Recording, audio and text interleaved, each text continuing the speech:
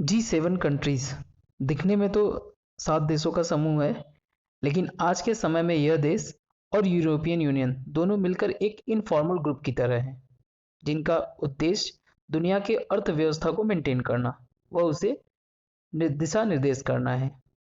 अगर हम G7 के इतिहास के पॉइंट ऑफ व्यू से देखें कि ये कैसे बना, तो इस ग्रुप का बनना यानी 1970s के उस समय में प्रारंभ हुआ, जब पूरी दुनिया कई प्रकार के परेशानियों से जूझ रहा था। जैसे कि उस समय कोल्ड वॉर था।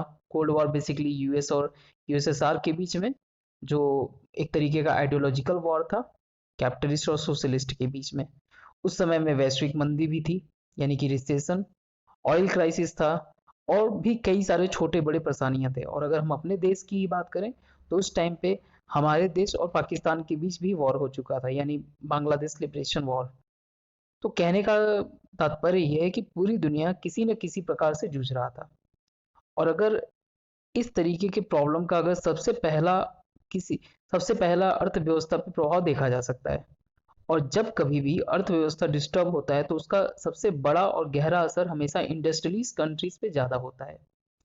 इसके कारण 1973 में 4 देशों के फाइनेंशियल हेड, वो 4 देश अमेरिका, यूके यानी यूनाइटेड किंगडम, फ्रांस और वेस्ट जर्मनी इसलिए क्योंकि उस टाइम में यूएसएसआर ब्रेक नहीं हुआ था, और ईस्ट जर्मनी और वेस्ट जर्मनी हुआ करते थे।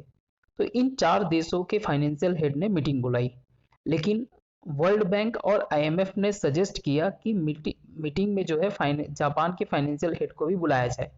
तो इस तरीके से मीटिंग हुआ, और ये 5 कंट्रीज जो है मिलकर मीटिंग की, जिनको ग्रुप ऑफ 5 कहा जाने लगा।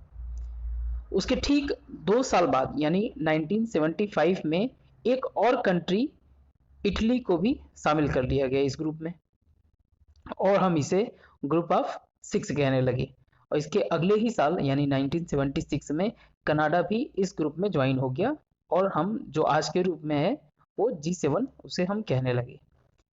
आइडियोलॉजिकल पॉइंट ऑफ व्यू से देखें तो ये सारे ही देश जो है कैपिटलिस्ट इकोनॉमिक व्यवस्था को फॉलो करते हैं, और ज़्यादातर ये इंडस्ट्रियल कंट्रीज भी थे। 1991 में यूएसएसआर ब्रेक हुआ।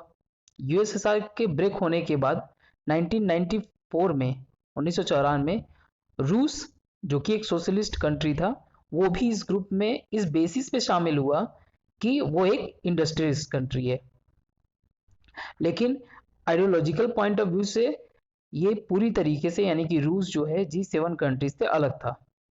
लेकिन साल 2014 में रसिया ने यानी रूस ने क्रीमिया, जो यूक्रेन के पास एक छोटा सा आइलैंड है, उसको जो है अधिग्रहण कर लिया, जिसके कारण इसे ग्रुप ऑफ 8 से बाहर कर दिया गया।